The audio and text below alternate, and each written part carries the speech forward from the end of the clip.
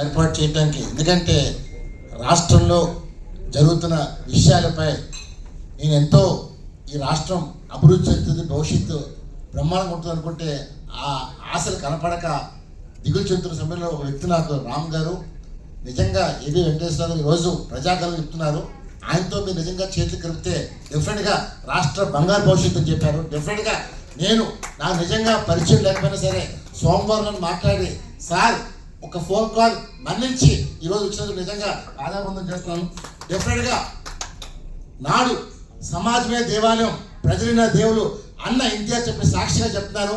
ఎందుకంటే ఎన్టీఆర్ లాంటి నిస్వార్థపర నాయకులను మనం చూడలేదు.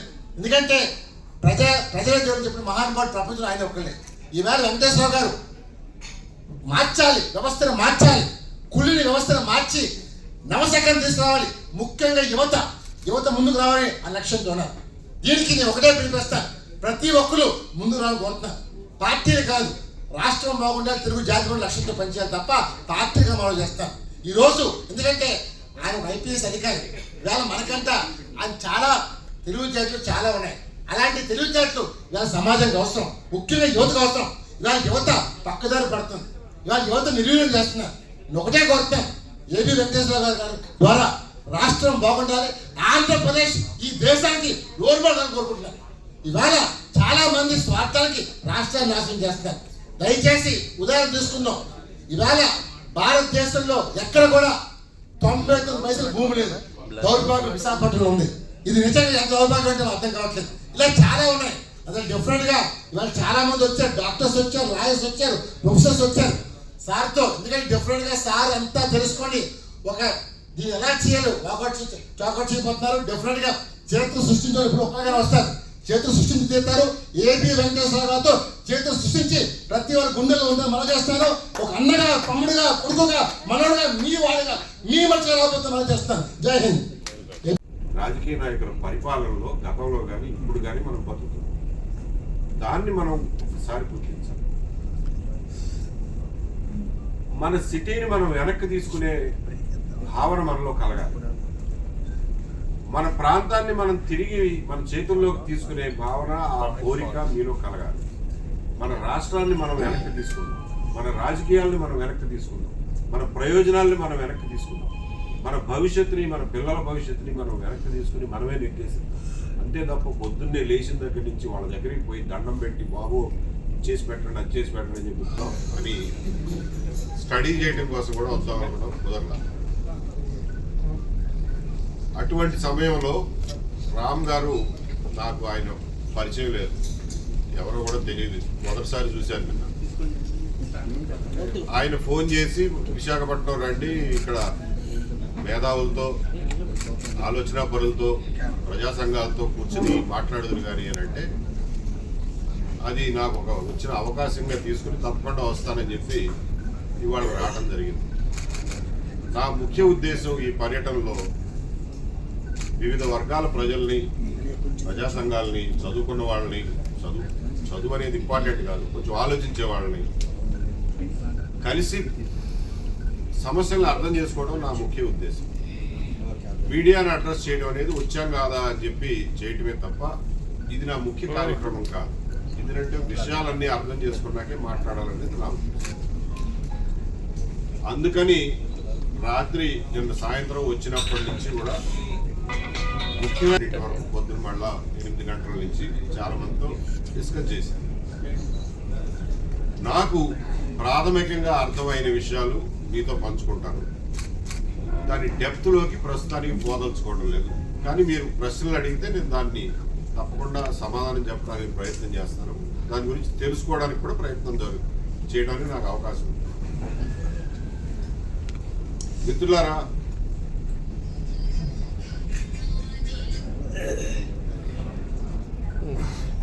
ఈ దేశంలోనూ రాష్ట్రంలోనూ జరుగుతున్న దోపిడీకి ఉత్తరాంధ్ర అతీతం కాదు, విశాఖపట్నం కూడా అతీతం కాదు. ప్రజలకు నిజమైనటువంటి అవసరాలు, ముఖ్యంగా గ్రామీణ ప్రాంతాల్లో వ్యవసాయదారులకు ముఖ్యమైన అవసరాలు ఏవైతే ఉన్నాయో, నీటిపారుదల విషయంలో కానీ, వ్యవసాయ ఉత్పత్తుల విషయంలో కానీ, ఇలాంటి విషయాల మీద అలసత్వం అన్ని ప్రాంతాల్లోనూ సమానంగా ఉంది. కాబట్టి ఉత్తరాంధ్ర ప్రజలు మీకేదో ప్రత్యేకంగా అన్యాయం జరుగుతుందని భావించకండి. అందరితో పాటు మీకు కూడా అన్యాయం జరుగుతుంది. మేము రాయలసీమలో పర్యటించాం, ఎక్కువ కాలం మధ్య కోస్తాలో ఉంటాం కాబట్టి అక్కడ సమస్యలు కూడా మనకు తెలుసు. ఉత్తరాంధ్ర సమస్యలు వచ్చి తెలుసుకుందాం అనుకున్నాం. ప్రిలిమినరీగా చూస్తే సమస్యలన్నీ సేమ్ లెవెల్లో ఉన్నాయి. అయినప్పటికీ కూడా రాయలసీమ వాళ్ళని కోస్తా మీద, ఉత్తరాంధ్ర వాళ్ళని కోస్తా మీద, కోస్తా వాళ్ళని విశాఖపట్నం మీద రెచ్చగొట్టే ప్రయత్నాలు రాజకీయంగా జరుగుతాయి. కొన్ని రాజకీయ నాయకులు రెచ్చగొట్టే ప్రయత్నం చేస్తున్నారు, ముఖ్యంగా ప్రతిపక్ష పార్టీలు. వాళ్ళ పని అది కాబట్టి చేస్తారు. సోషల్ మీడియాకి పరిమితమైనటువంటి యువత, మిగిలిన వాళ్ళు కూడా ఈ పేపర్లో వచ్చింది కంటికి కనిపించేది చూసి ఏదో ఒక ప్రాంతానికి ఒక ప్రాంతం వ్యతిరేకులు అన్న భావనలో కొట్టుకుపోయి వాళ్ళొక అడ్డగోలు పోస్ట్ పెడితే ఇటువైపు నుంచి ఒక 10 అడ్డగోలు పోస్టులు, సోషల్ మీడియాలో కొట్లాటలు. కిషోర్ అన్నట్టు ఈ కొట్లాటల్లోనే మన శక్తి అంతా దారపోసేసి, మన సమయం అంతా దారపోసేస్తే రోడ్డు మీదకి వచ్చి యాజిటేషన్ చేసేవాడు ఎవడు మిగులుతాడు? అందుకని చెప్పి మన శక్తి అంతా దాంట్లో నిర్వీర్యం అయిపోతుంది. సరే, సోషల్ మీడియా ఒక బలమైన ఆయుధం ఈ రోజున. దాన్ని సరిగ్గా ఉపయోగించుకుంటే కిషోర్ చెప్పేది క్షణాల్లో లక్షలాది మందికి చేరుకోవాలంటే అదొక మంచి సాధనం. వందనాలు. ఏబి వెంకటేశ్వర గారికి విశాఖ నగరం సుస్వాగతం సార్. స్వాగతం ఇస్తూ ఉంది మీకు. అలాగే ఈ వేదికను ఏర్పాటు చేసినటువంటి మిత్రుడు బివి రామ్ గారు, మేము అనేక ఉద్యమాల్లో ఈ రాష్ట్రం విడిపోక ముందు రాష్ట్రాన్ని ఐక్యంగా ఉంచాలని చెప్పని పెద్ద ఎత్తున ఉద్యమాలు నిర్వహిస్తున్నప్పుడు, ఈ రాష్ట్రానికి అనేక సమస్యలు, ఈ దేశానికి అనేక సమస్యలు వచ్చినప్పుడు అక్కడ బోర్డర్లో టెర్రరిస్టులు మన దేశంపై దాడి చేస్తే మేము పోరాటం చేసేవాళ్ళం. ఈ రాష్ట్రం విడిపోతుంది అన్నప్పుడు పోరాటం చేసేవాళ్ళం. మాపై కేసులు ఉన్నప్పుడు ఉద్యమాలలో ఈ కేసులు విత్డ్రా చేయండి అని చెప్పని పొలిటికల్గా స్టేట్మెంట్స్ ఇస్తే మేము ఎవరికి చెప్పుకోవాలో తెలియలేనటువంటి పరిస్థితుల్లో మాకు ఆనాడు ఇంటెలిజెన్స్ డీసీగా ఉన్నటువంటి ఏబి వెంకటేశ్వర గారు ఒక స్టూడెంట్ చేసి కన్వీనర్గా నేను ఎప్పుడు ఫోన్ చేస్తే అప్పుడు కిషోర్ రామ్మ అని చెప్పని యాక్సెస్లోకి తీసుకొని విజయవాడ ఆయన ఆఫీస్లో కూర్చోబెట్టి, సార్ కేసులు విత్డ్రా చేయాలి సార్, రేపు ఎగ్జామినేషన్స్కి వెళ్ళే పిల్లలందరికీ ఇబ్బంది అవుతుంది అని అన్నప్పుడు ఆయన ప్రభుత్వంతో చర్చలు జరిపి దాన్ని క్యాబినెట్ సమావేశంలో తీర్మానం తీసి అవన్నీ కూడా మాకు కేసులు లేకుండా చేసినందుకు ఆయనకి ఈ వేదిక ద్వారా మనందరం ప్రత్యేకమైనటువంటి కృతజ్ఞతలు తెలియజేయాల్సినటువంటి అవసరం ఉంది. ఆఫీసర్స్ చాలామంది ఉంటారు, రిటైర్డ్ బట్ నాట్ టైర్డ్. జనరల్గా నేను because I studied in Hyderabad Central University, did my MA and MPhil from Hyderabad Central University. I was the elected students union president there too. నేను చాలామంది పెద్ద పెద్ద నేషనల్ లెవెల్ ఎల్కే అద్వానీ గారు, సుష్మా స్వరాజ్ గారు, సీతారాం యెచూరి గారు, చీఫ్ సెక్రటరీ, ప్రిన్సిపల్ సెక్రటరీస్ కూర్చొని రౌండ్ టేబుల్ సమావేశంలో ఒక ఇంటలెక్చువల్ డిబేట్స్, డిస్కషన్స్ మాట్లాడుతున్నప్పుడు అధికారులందరూ అధికారం అయిపోయిన వెంటనే వాళ్ళకి పెద్దగా వాల్యూ యాడ్ ఉండదు రిటైర్డ్ అయిపోయిన తర్వాత. కానీ కొద్దిమందికి మాత్రమే ఆ వాల్యూ యాడ్ ఉంటే అది కృష్ణ ఉంటుంది. అందులో ఖచ్చితంగా మన ఏబి వెంకటేశ్వర గారు వస్తారు.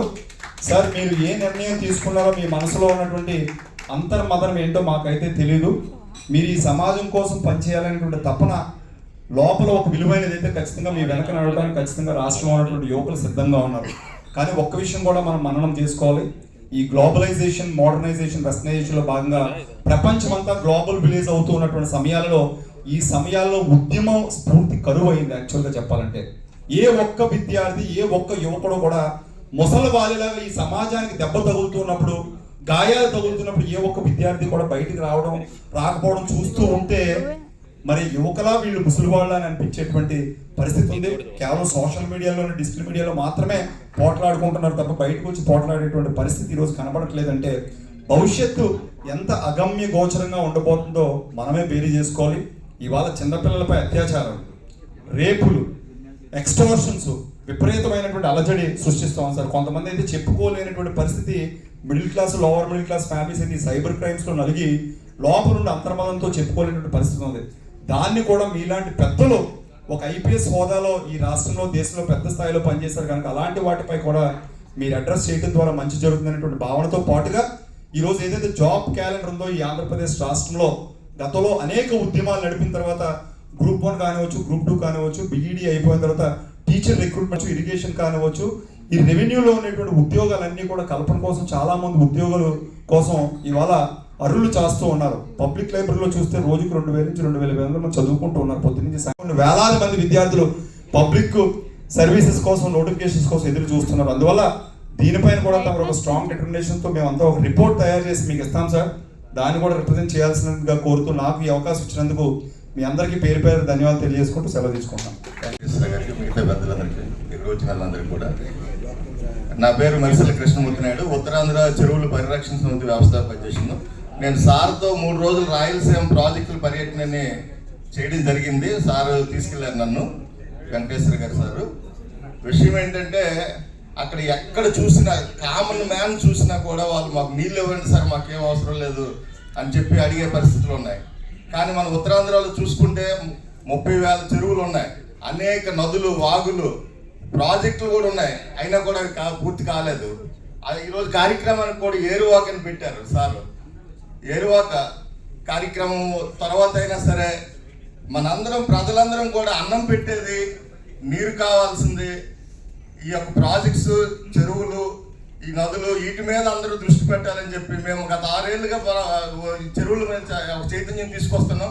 ప్రభుత్వం కూడా చాలా రకరకాల కార్యక్రమాలు పెడుతుంది. నీరు చెట్టు అని, ఇప్పుడేమో జలధార అని చెప్పి ఎన్ని కార్యక్రమాలు పెట్టిన క్షేత్రస్థాయిలో 1% కూడా వర్క్ జరగట్లేదు. అది మాత్రం వాస్తవం. మేము కలెక్టర్ గారితో డైరెక్ట్గా చెప్తున్నాం, సార్ మీరు 30 పార్వతీపురం మన్యం జిల్లాలో 22,900 చెరువులకి బౌండరీలు వేయమని చెప్పారు. ఈ రోజుకి ఒక్క చెరువుకు బౌండరీ వేయలేదంటే ఆయన నవ్వుతున్నారు ఆయన. అది పరిస్థితి మనది. ఇంకో విషయం ఏంటంటే మన ఉత్తరాంధ్ర ప్రాజెక్టులకి అన్నిటికీ ఒకే ఒక ప్రాజెక్ట్ చెప్తే ఎలా నడుస్తున్నాయనే తెలుస్తుంది. ఉత్తరాంధ్రలో జంజావతి ప్రాజెక్ట్ అని ఒకటి ఉందండి. పార్వతీపురం మన్యం జిల్లా వెనకబడిన ప్రాంతాలు ప్రజలున్న ప్రాంతం 1976లో స్టార్ట్ చేశారు. ఈరోజు 2026, ఎప్పటికీ కూడా అది పూర్తి కాలేదు ఆ ప్రాజెక్టు. అంటే మనం మొత్తం ఉత్తరాంధ్ర ప్రాజెక్టులు అన్నింటికీ ఒక అర్థం పట్టే ప్రాజెక్ట్ అది.